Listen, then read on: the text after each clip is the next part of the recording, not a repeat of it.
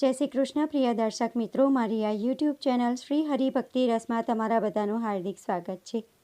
આજના વિડીયોમાં આપણે શ્રી ગણપતિ અથર્વ શીર્ષનું શ્રવણ કરીશું. હવે આપણે શરૂ કરીએ ગણપતિ અથર્વ શીર્ષનો પાઠ લખાણ સાથે. બોલો શ્રી ગણપતિ ગજાનંદ મહારાજની જય. હું ભગવાન ગણેશને મારા વંદન કરું છું. તમે જ પ્રગટ વાસ્તવિકતા છો. તમે જ સર્જનહાર, પાલનહાર અને સંહારક છો. તમે એકલા જ બધું છો. તમે એકલા જ અંતિમ વાસ્તવિકતા છો. તમે હંમેશા હાજર છો. તમે શાશ્વત આત્મા છો, જે દરેક વસ્તુમાં રહે છે. હું દેવી સત્ય બોલું છું. હું સત્ય બોલું છું. હું મારા રક્ષક તરીકે તમારું શરણ લઉં છું. પાઠ કરનારનું રક્ષણ કરો. સાંભળનારનું રક્ષણ કરો. પ્રદાતાનું રક્ષણ કરો. સમર્થકનું રક્ષણ કરો. શિક્ષકનું રક્ષણ કરો. શિષ્યનું રક્ષણ કરો. પશ્ચિમ, પૂર્વ, ઉત્તર અને દક્ષિણ દિશાઓથી મારી રક્ષા કરો. ઉપરાંત મને ઉપર અને નીચેથી બચાવો. બધી દિશાઓથી મારી રક્ષા કરો. તમે પૂજનીય છો. તમે ચિન્મય છો. તમે આનંદમય છો. તમે બ્રહ્મમય છો. તમે સચ્ચિદાનંદ અદ્વિતીય પરમાત્મા છો. તમે પ્રત્યક્ષ બ્રહ્મ છો. તમે જ્ઞાનમય છો ને તમે વિજ્ઞાનમય પણ છો. આ બ્રહ્માંડની દરેક વસ્તુ તમારામાંથી જન્મે છે. આ બ્રહ્માંડની દરેક વસ્તુ તમારા દ્વારા સાચવવામાં આવે છે.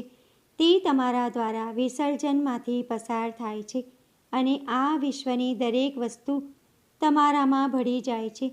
તમે પૃથ્વી, જળ, અગ્નિ, વાયુ અને આકાશ છો. તમે 4 પ્રકારની વાણી અને ચેતનાની 4 અવસ્થાઓ છો. તમે સત્વ, રજસ અને તમસના 3 ગુણોથી પર છો. તમે જાગવું, સ્વપ્ન જોવું અને ગાઢ ઊંઘની 3 અવસ્થાઓથી પર છો. તમે સ્થૂળ, સૂક્ષ્મ અને વર્તમાન 3 દેહોથી પર છો. તમે ભૂતકાળ, વર્તમાન અને ભવિષ્યથી પર છો. તમે હંમેશા મૂલાધાર ચક્રમાં રહો છો. તમે ઈચ્છા, ક્રિયા અને જ્ઞાન જેવી 3 પ્રકારની શક્તિ છો. યોગીઓ સતત તમારું ધ્યાન કરે છે. તમે બ્રહ્મા, વિષ્ણુ, રુદ્ર, ઇન્દ્ર, અગ્નિ, વાયુ, સૂર્ય, ચંદ્ર અને ભૂર્ભુવઃ સ્વાહા ત્રણેય જગત છો. તમે ઓમકાર રૂપી પરબ્રહ્મ છો. ગા ધ્વનિ પ્રથમ ઉચ્ચારવામાં આવે છે, પછી વર્ણનો પ્રથમ અક્ષર અ અને તે અનુસ્વાર અમ સાથે સમાપ્ત થાય છે. આમ બીજ મંત્ર ગમનું સ્વરૂપ રચાય છે, જે ચેતનાનું સર્વોચ્ચ સ્વરૂપ છે. અક્ષર ગા એ પ્રથમ સ્વરૂપ છે. અક્ષર આ મધ્યમ સ્વરૂપ છે. અનુસ્વાર છેલ્લું સ્વરૂપ છે અને ઉપરનું બિંદુ ઉચ્ચતમ સ્વરૂપ છે. ધ્વનિ એ મિલન બિંદુ છે અને બિંદુ સાથે સંધિ એ સર્વોચ્ચ સ્વરૂપ છે. આ ભગવાન ગણેશનું જ્ઞાન છે. તે ઋષિ ગણક દ્વારા પ્રગટ થાય છે. નીચે ગાયત્રી છંદ છે અને જે દેવની પૂજા કરવામાં આવે છે તે મહાન ભગવાન શ્રી ગણેશ છે. ભગવાન શ્રી ગણેશનું આહ્વાન કરવાનો મંત્ર છે ઓમ ગમ ગણપતયે નમઃ. આ ભગવાન શ્રી ગણેશનો ગાયત્રી મંત્ર છે. જે એક દંતને અમે જાણીએ છીએ, એ વક્રતુંડનું અમે ધ્યાન કરીએ છીએ ને તે એકદંતી અમને જ્ઞાન અને ધ્યાનમાં પ્રેરિત કરે. ગણપતિ દેવ એ એકદંત અને ચતુર્બાહુ એટલે કે 4 હાથવાળા છે. તે તેમના 4 હાથોમાં પાશ, અંકુશ, દંત અને વર મુદ્રા ધારણ કરે છે. તેમના ધ્વજમાં મૂષક એટલે કે ઉંદરનું ચિહ્ન છે. તે રક્ત એટલે કે લાલ વર્ણ, લંબોદર એટલે કે મોટા પેટવાળા, શૂર્પકર્ણા એટલે કે સુપડા જેવા કાનવાળા ને રક્ત વસ્ત્ર ધરી છે. રક્તચંદન દ્વારા તેમનું અંગ લેપિત છે. રક્તવર્ણના પુષ્પો દ્વારા સુપૂજિત છે.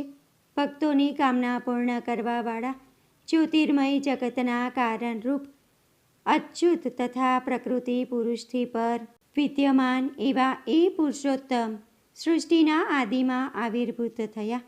તેમનું જે નિત્ય ધ્યાન કરે છે તે યોગીઓમાં પણ શ્રેષ્ઠ છે. પ્રાતપતિને નમસ્કાર, ગણપતિને નમસ્કાર, પ્રથમ પતિને નમસ્કાર, લંબોદર, એકદંત, વિઘ્નનાશક, શિવતનય એટલે કે શિવના પુત્ર શ્રી વરદમૂર્તિને નમસ્કાર છે. આ અથર્વશીર્ષને જે ભણે છે તે બ્રહ્મ તત્વને અનુભવે છે. તેને કોઈ વિઘ્ન નડતું નથી. તે બધે જ સુખ પ્રાપ્ત કરે છે. તે 5 મહાપાપમાંથી મુક્ત થાય છે. સાંજના સમયે ગણપતિ અથર્વશીર્ષનો પાઠ કરવાથી દિવસના પાપ દૂર થાય છે અને સવારે પાઠ કરવાથી રાત્રે કરેલા પાપ દૂર થાય છે. જે વ્યક્તિ સવાર સાંજ આ મંત્રનો પાઠ કરે છે તે પાપોથી મુક્ત થઈ જશે અને ધર્મ, અર્થ, કામ અને મોક્ષ પ્રાપ્ત કરશે. જોકે આ મંત્ર અયોગ્ય શિષ્યને આપવો જોઈએ નહીં, કારણ કે જે કોઈ તેનો દુરુપયોગ કરશે તે પાપી બનશે. આ મંત્રનો 1000 વખત જાપ કરવાથી વ્યક્તિની મનોકામનાઓ પૂર્ણ થઈ શકે છે. જે ગણપતિ અથર્વશીર્ષના પાઠ કરીને ગણપતિનો અભિષેક કરે છે તે વક્તા વાણીને જાણનાર થાય છે. ચોથને દિવસે ઉપવાસ કરીને જપ કરે તો વિદ્યાવાન બને છે. આ અથર્વ વેદનું વાક્ય છે. જે બ્રહ્મા આદિ આવરણોને જાણે છે તે વ્યક્તિ કોઈનાથી ડરતો નથી. જે દુર્વા અંકુરથી પૂજા કરે તે કુબેર જેવો ધનવાન થાય. જે જુવારથી પૂજે તે યશવંત બને છે, સ્મૃતિવાન થાય. જે 1000 લાડુ વડે પૂજે તેને ઈચ્છિત ફળ મળે. જે ઘી સાથે સમિધા સાથે અથર્વશીર્ષ યજ્ઞ કરે છે તેને બધું જ મળે છે, બધું જ મળે છે. 8 બ્રાહ્મણો દ્વારા યોગ્ય રીતે જાપ કરવાથી સૂર્યની જેમ તેજોમય બને છે. જે વ્યક્તિ સૂર્યગ્રહણ દરમિયાન નદીના કિનારે અથવા ગણપતિની છબીની સામે પવિત્ર મંત્રનો પાઠ કરે છે તે મંત્ર સિદ્ધિ પ્રાપ્ત કરે છે. આ રીતે બધા મોટા અવરોધો, દોષો, પાપો અને અવરોધો દૂર થઈ જાય છે અને વ્યક્તિને પરમ જ્ઞાન મળે છે. આમ ઉપનિષદ સમાપ્ત થાય છે. ગણપતિ અથર્વશીર્ષ સમાપ્ત. ભક્તો, આશા કરું છું કે તમે પૂરું અથર્વશીર્ષ ધ્યાનથી શ્રવણ કર્યું હશે. તમારે આ પાઠ નિત્ય કરવાનો છે, પરંતુ જો તમારી પાસે નિત્ય આ અથર્વશીર્ષનો પાઠ કરવાનો સમય ન હોય તો તમારે મંગળવારના દિવસે અને ચોથના દિવસે ખાસ શ્રવણ કરવું. વિડીયો તમને ઉપયોગી લાગ્યો હોય અને પસંદ પડ્યો હોય તો વિડીયોને લાઇક કરી બીજા લોકો સુધી વિડીયોનો પ્રચાર કરજો, જેથી બીજા લોકો પણ શ્રવણ કરી શકે. કમેન્ટમાં જય શ્રી ગણેશ જરૂરથી લખજો. ફરી મળીશું એક નવા વિડીયો સાથે. ત્યાં સુધી બધા ભક્તોને મારા જય શ્રી કૃષ્ણ. જય ગણેશ. વિડીયો જોવા માટે ધન્યવાદ.